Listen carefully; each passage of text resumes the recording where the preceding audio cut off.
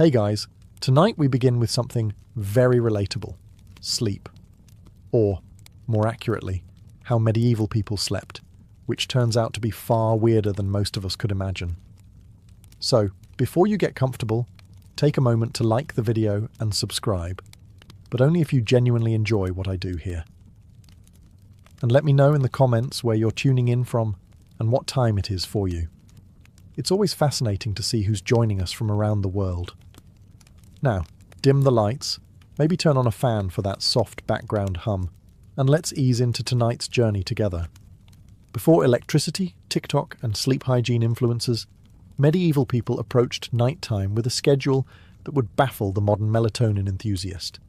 It was called segmented sleep, a natural two-part sleep cycle, split neatly in half like a stale medieval biscuit. The routine was simple. After sundown, most people turned in early, drifting off into what was known as first sleep. Then, after about 4 hours, they'd wake up, deliberately, and spend the next hour or two doing what can only be described as medieval midnight multitasking. This wasn't considered insomnia. It was just how sleep worked. The watch period between the two sleeps was seen as practical, useful, and occasionally, alarmingly social. People used this time to pray, read religious texts, tend fires, or check their livestock, because nothing ruins your REM cycle, like wondering if your goat is still in the yard. And yes, this was also considered the ideal time for intimacy. Medieval physicians and marriage manuals noted that the body was well rested and calm of mind during this period, which sounds like a polite way of saying too tired to argue. So if you ever thought you were romantic for waking up early to make your partner coffee, just know your ancestors were setting the bar very differently. The second sleep would follow this interlude, lasting until sunrise.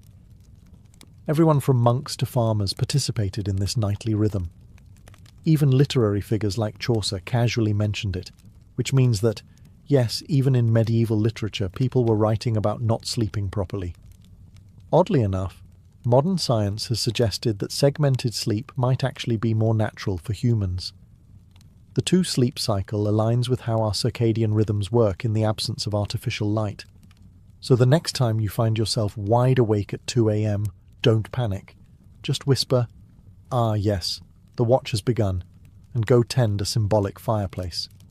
It wasn't until the industrial era, with factories, gas lamps, and the growing fear of unproductivity, that humans began to enforce the idea of 8 uninterrupted hours, as though sleep were a timed sport.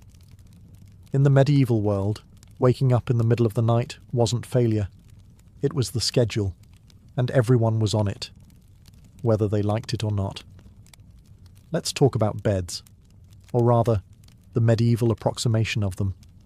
In today's world, we obsess over thread counts, memory foam, cooling gels, and whether a mattress is cloud-like.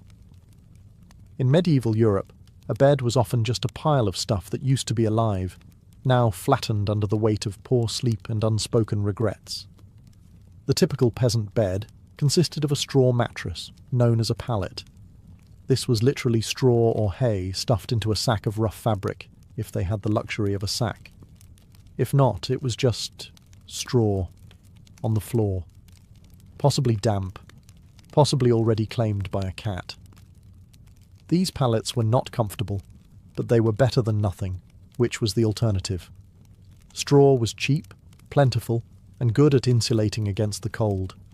It was also great at harbouring insects, lice, and the occasional field mouse, which made sleeping an exercise in cautious stillness. If it itched, you ignored it. If it bit, you just shifted slightly and hoped for the best. If a family had a bit more money, or at least a functional back, they might elevate the straw mattress onto a wooden frame. This didn't change the sleep experience dramatically, but it did reduce the chances of waking up with beetles in your ear. Slightly. Linens were a rare treat. Most people slept in the clothes they wore all day. Pyjamas weren't really a thing, and neither was personal space. Whole families, children, parents, maybe a grandparent, all slept together in the same space, sometimes on the same straw pile. If you got too warm, you could always roll into your cousin's elbow. Nobles, of course, had proper beds. Large wooden frames, feather mattresses, embroidered sheets, and canopies to keep out the drafts and, hopefully, the lice. These beds were so valuable, they were passed down in wills. You didn't inherit land. You inherited Aunt Matilda's suspiciously lumpy feather bed. Still, for most medieval folks, a bed wasn't a place of comfort. It was a place to not freeze, to avoid the chickens, and maybe, just maybe, to dream of being rich enough to one day sleep on something that didn't squawk or rustle. When we hear nightcap today, we think of a cosy little drink, maybe something with whiskey, a warm fire, and a questionable decision. But in the Middle Ages, a nightcap wasn't a beverage, it was a hat. A real, tangible, often ridiculous-looking piece of fabric designed to keep your head from freezing off while you slept. You see, insulation wasn't exactly the strong point of medieval architecture. Stone walls, draughty thatched roofs, and windows made of thin animal horn or oiled parchment didn't do much against the cold. And central heating? That was called a dog. So to keep their heads warm at night, especially since body heat escapes fastest through the scalp, medieval people adopted the humble nightcap. These hats came in all shapes and sizes, but the most iconic version was long and pointed, like something you'd expect on a wizard who moonlights as a chimney sweep. They were usually made from wool, linen, or whatever scrap of warmth could be spared without angering the family goat. For men, it was a practical accessory. For women, it sometimes doubled as a coif or head wrap, which also served the dual purpose of maintaining modesty and covering hair that hadn't seen soap since last Lent. But beyond warmth, nightcaps had social weight too. In some regions, married women were expected to cover their heads at all times, yes, even while asleep, and the cap itself could be embroidered or dyed to reflect a family's wealth or status. Because nothing says success like going to bed with a mini flag on your skull. In more urban settings, the nightcap even became a symbol of being off-duty. If you opened your door wearing one, it was a polite medieval way of saying, "I'm not dressed for conversation, and yes, this hat does mean go away." Of course, nightcaps were often paired with nightshirts, which were essentially long, loose tunics. Picture Ebenezer Scrooge, minus the haunted moral lesson. Sleepwear wasn't sexy, but it was practical, itchy, and occasionally flammable. Today, the idea of sleeping next to a stranger is generally limited to red-eye flights, overly ambitious camping trips, or the occasional bizarre Airbnb mix-up. But in medieval Europe, this was completely normal, and not at all optional. Let's say you're a travelling merchant, a pilgrim, or just someone whose mule gave up halfway to Norwich. You find an inn, a rare luxury in itself, and ask for a place to sleep. What you get is not a room, or a bed, or even a particularly clean floor. What you get is a spot, in a bed, that's already occupied. Medieval inns operated more like human bunkhouses than modern hotels. Privacy was not expected. If the bed had space, you were sharing it, usually with complete strangers who might snore, talk in their sleep, or have a suspicious number of boils. This was not considered rude. It was just efficient use of resources. Beds could host 2, 3, even 4 travellers, depending on size and social tolerance. In larger cities, you might end up in a dormitory-like hall with rows of beds and absolutely zero personal space. Snoring contests were unjudged. Elbow territory was fiercely contested. Sometimes men and women were separated, but not always. Some inns tried to assign beds by profession. Blacksmiths with blacksmiths, clergy with clergy, thieves with other thieves, allegedly. But often it was first come, first sprawled. And while this might sound like a nightmare to modern germaphobes, back then it was an upgrade from sleeping outdoors with the wolves, the rain, and the occasional peasant uprising. Worried about theft? Many travellers slept with their purse tied to their belt or hidden under their clothes. Others slept on top of their bundles, turning luggage into both pillow and alarm system. If someone moved your bag, it usually meant you were about to wake up poorer. The rich, of course, did not suffer this fate. Nobles travelled with entourages and camped in relative comfort. or demanded their own rooms if an innkeeper valued their roof. In the medieval world, going to bed wasn't just about pulling up a blanket and drifting off. It was a spiritual operation, a nightly gamble where the stakes were your eternal soul. People didn't just sleep, they prepared to potentially die. Hence the popularity of bedtime prayers. Forget lavender spray or calming podcasts. Medieval sleepers wound down with confessions, psalms, and soul-cleansing spiritual clauses, just in case they died somewhere between good night and dawn. The idea was simple. You could die at any moment, from illness, fire, demons, or, most dangerously, being over 30 in the year 1247. So you'd better say your prayers, not because it was comforting, but because hell was terrifying, and you didn't want to show up uninvited, unwashed, and spiritually dishevelled. One common version? If I should die before I wake, I pray the Lord my soul to take. Sweet, right? Except it's basically a legal document written by a 7-year-old, acknowledging death as a likely bedtime outcome. Many adults had a whole catalogue of prayers for different threats. One for when you were feeling guilty. One for when you thought the devil might be hiding in the rafters. One for plague prevention, which unfortunately aged poorly. Some even prayed to specific saints known for watching over sleepers, kind of like holy bouncers guarding your soul at the club door. The really devout, monks, nuns, and overly anxious nobles ended their day with Compline, the final prayer service before bed. After Compline, they took a vow of silence, which wasn't hard because everyone was already exhausted, underfed, and mildly afraid of the dark.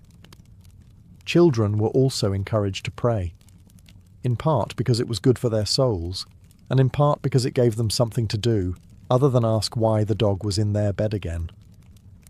Parents reminded them that angels were watching, which sounds adorable until you realise it was less guardian angel and more celestial surveillance system.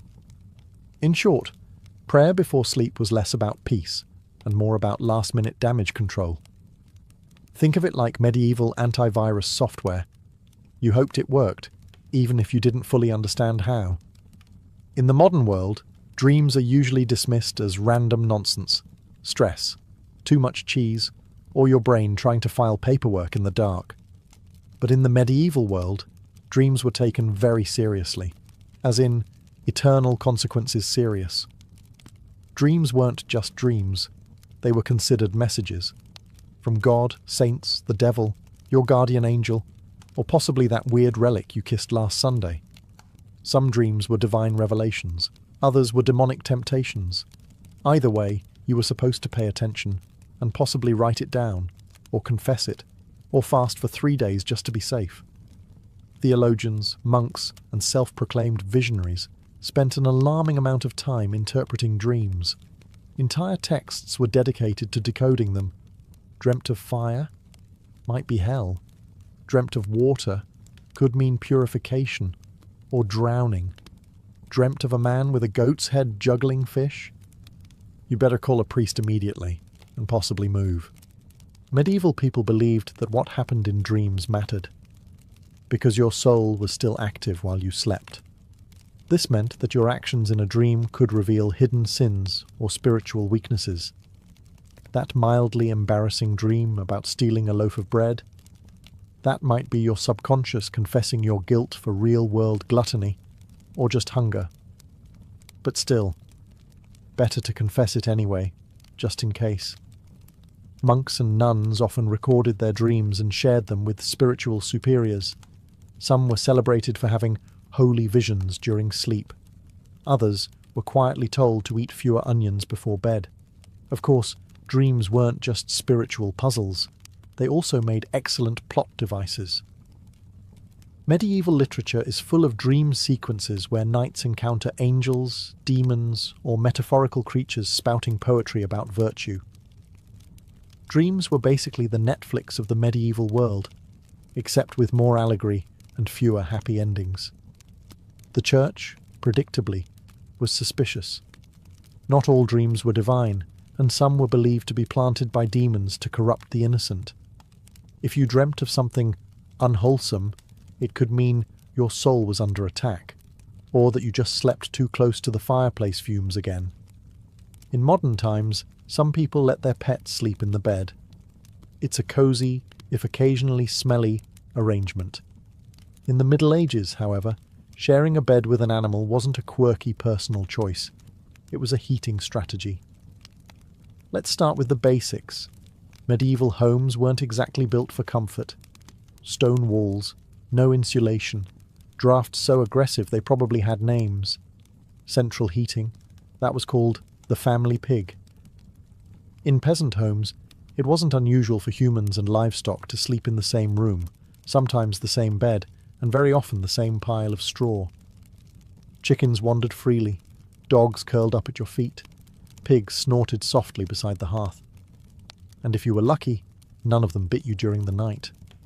This wasn't about affection, though medieval people certainly appreciated their animals. It was about survival. Animals generated body heat. They were warm, dependable, and, unlike some relatives, didn't hog the blanket. A large dog could keep your toes from freezing. A cow in the corner might raise the room temperature by a degree or two, which in January felt like a miracle. Medieval homes, especially those of the lower classes, often had just one room for everything: cooking, eating, sleeping, occasionally dying. Everyone, humans and animals alike, made do with the same space. Children might be nestled between parents and a goat. A chicken might serve as an impromptu alarm clock. Hygiene? Let's not ask too many questions. For wealthier families, this wasn't as common. Nobles didn't usually sleep next to livestock, though they might still have lapdogs in bed. Not for heat, but for fashion and flea redistribution. Some castles even had separate sleeping areas for favourite animals, because nothing says power like a dog with its own room and title. There were drawbacks, of course. Animals can be loud. They can wander. And they are not, historically speaking, known for respecting personal space. But medieval people adapted. A hoof in the face at 3 a.m? Just part of the bedtime routine. If you've ever had to share a room at a youth hostel and thought, this is a bit much, allow us to introduce the medieval monastic dormitory, a place where comfort went to die quietly under a vow of silence. Monasteries didn't believe in personal space, or softness, or fun, really. The typical dormitory housed dozens of monks, all sleeping in a single large room, usually arranged in neat rows like morally upright sardines. Beds, if you could call them that, were often wooden planks, sometimes with a straw mattress if the abbot was feeling generous, or it was a feast day. You slept fully clothed. Not out of modesty, but because getting dressed in the dark at 2 a.m. for prayers was more painful than just going to bed already prepared. The monastic uniform, including robe, belt and sandals, very relatable, doubled as spiritual armour and poor insulation. More accurately, if you got cold, people slept, you layered up, which turns out to be far weirder than most of us could imagine. No, you didn't. So, before you get comfortable, take a moment to like the video and absolutely no talking. But only if you genuinely enjoy what I do. Not suggested. Under the rule of St. Benedict. Let me know in the comments where you're rolled over and grown too loudly. What time it is for you. You might find yourself on chamber. It's always fascinating to see who's joining us from around the world. Snoring, however, was a grey area. Dim the lights. You couldn't maybe turn on a fan for that soft. If it became disruptive, the Lord might ease into tonight's journey together. Or at least electricity, TikTok, and sleep hygiene influences. Medieval people approached nighttime with a schedule that would baffle the modern melatonin enthusiast. It was called segmented sleep. And despite the austerity sleep cycle, monks believed their Spartan beds were training for the stale medieval biscuit, preparation for the soul's journey by denying the flesh any excess. After sundown, most people turned in early, drifting off into what was known as first monitored and scheduled like everything else. After about 4 hours, monks even slept they'd wake up deliberately just to avoid any hint of luxury, spend the next hour or two doing what can only be described as medieval compared to this multitasking. Peasant straw piles. This wasn't considered insomnia. Almost it was just how sleep worked. At least the pig watch period between the two sleeps. Let's talk about something that would horrify most modern sleepers, and occasionally waking up voluntarily at 2 a.m. and not for a bathroom this time break to pray, or doom scroll, read religious texts, but for prayer, tend fires, loud, or check their livestock, candlelit prayer, because nothing ruins your REM cycle. In medieval monasteries, like wondering if your goat is still in the yard.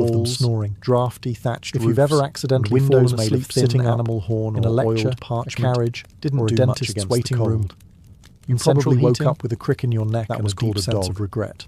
So to keep But in their the Middle heads warm Ages, at night, sleeping upright especially wasn't since an body accident. heat escapes fastest It was a through the scalp. lifestyle. Medieval people Some adopted medieval the humble folks, nightcap, particularly the wealthy These or hats religiously came in all devout, shapes and sizes, chose to sleep but the propped most up rather iconic than version lying was flat. long and pointed. Why? Like something you'd expect A on a few wizard reasons. who moonlights as a None of chimney them sweep. particularly restful.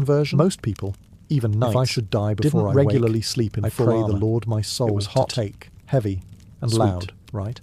Trying to roll over in a suit of chainmail is a bit like trying to nap inside a bag of cutlery, acknowledging death as a likely during wartime or in hostile territory. Many adults had a whole partially armored was considered the safer choice. One for when you were feeling guilty, optional. One for when you thought the devil might be hiding in the rafters. A night on campaign might remove only his helmet, which unfortunately aged poorly, keeping his mail shirt. Some even prayed to specific saints known for watching over sleepers, to stage a midnight surprise, kind of like holy bouncers guarding your soul. There's nothing quite like waking up to the sound of the really devout, having to suit monks, nuns, and overly anxious nobles about turnips ended their day with Compline. In castles under final siege, prayer service, men-at-arms might even sleep with swords or axes at their side. They took a vow of silence, some very aggressive which wasn't bedtime security because everyone was already exhausted, shields doubled as pillows, and mildly afraid of the dark. The walls. Well, children were also encouraged. At least you wouldn't have to get dressed, in part because it was good for their souls, and in part because it gave them something to do. Sleeping in armor other than ask why the dog was in their bed again. Iron isn't breathable. Parents reminded them that angels were watching skin, which sounds adorable. Add cold stone floors, until you realise it was bedding, and the ambient sounds of snoring comrades and crackling torches. And you've got a sleep environment that ranks somewhere below. Sleep was less about peace on the comfort and more about last-minute damage control. Even those not in battle. Think of it like medieval antivirus software while sleeping in dangerous regions. You hoped it worked, even if you didn't fully understand how. Guards on watch duty in the modern world, nap in dreams are usually dismissed as random quilted jackets, stress that offered a bit of protection, too much cheese, and slightly more your brain trying to file paperwork in the dark. But in the medieval world, dreams were taken very seriously. As you rolled over the wrong eternal way, consequences clank so loudly that everyone else woke up weren't just the apocalypse had arrived. They were considered messages. In a time when nightly demons, the devil, lice, your guardian angel, and pigs or possibly that weird relic you kissed last Sunday, you might think that some dreams were divine revelations, one more medieval, others were demonic temptations. But oh no! Either way, it was much more dramatic than that.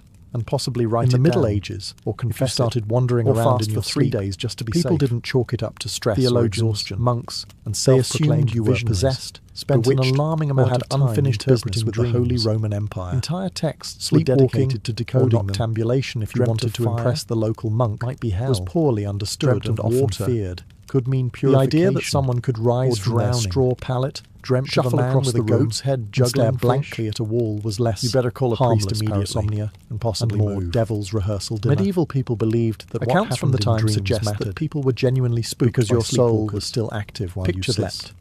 A man in a long black shirt in a dream candle could reveal hidden sins, eyes glazed, or spiritual weaknesses, mumbling Latin that he didn't actually speak while stepping over livestock, stealing a loaf of bread. You'd think that might be your subconscious confessing your guilt for real-world gluttony. And depending on your local priest, an exorcism might be scheduled before breakfast. Better to confess it anyway. Some believed sleepwalking was caused by bad humors. Monks and nuns often recorded their dreams and shared them with spiritual the medieval catch-all for anything. Some were celebrated for having others visions during because sleep. The soul was temporarily released, quietly told to eat fewer leaving the body free to bumble around. Of course, an unattended dreams weren't just spiritual. To prevent these nightly adventures, they also made excellent. People tried everything from herbal remedies to praying over their beds. Medieval literature is full of dream sequences where knights encounter rural areas, demons just tying the metaphorical leg to a chair, spouting poetry about virtue. If that sounds extreme, consider that some medieval homes had the medieval world, knives everywhere, with more allegory, and chamber pots just waiting to be tragically overturned. The church, predictably, in one curious twist, there were rumours of people climbing onto rooftops in their sleep, and some were believed to be planted whether by or not these accounts were exaggerated. The fear if you dreamt of some dreamers led to barred windows and occasional theological debates about whether a person could sin or that you just slept too close to the fireplace. Thankfully, again, most sleepwalkers just in modern times muttered. Some people attempted to open imaginary doors. It's a cozy. But if someone sleepwalked into a smelly, locals might treat it as a divine. In the Middle Ages, however, or call for sharing a bed with an animal wasn't to cover all spiritual bases. It was a heating strategy. If medieval life taught people anything, let's start with the base through chaos. Medieval homes weren't exactly built for comfort. Screaming livestock, no occasional siege, drafts so aggressive for the sleep-deprived denizens of the Middle Ages, central heating. These were just ambient noises. The family pig, the medieval version of white noise. In peasant homes, it wasn't unusual for humans and livestock to sleep in the same room. Church bells marked every sacred moment of the day, and very often the same pile of straw. Prayer times, chickens wandered freely, and of course the ungodly hour of matins at 2 or 3 a.m. snorted softly beside the hearth. If you lived anywhere near a monastery, and if you were lucky, your dreams were probably soundtracked by regular tolling. This wasn't about affection. The brain just accepted it. Certainly appreciated bells became the lullaby of an overscheduled. It was about survival. Animals generated body heat.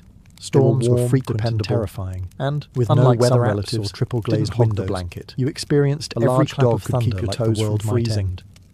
A cow in the corner might raise the room temperature by a degree or two, like banshees, which in January felt like a miracle.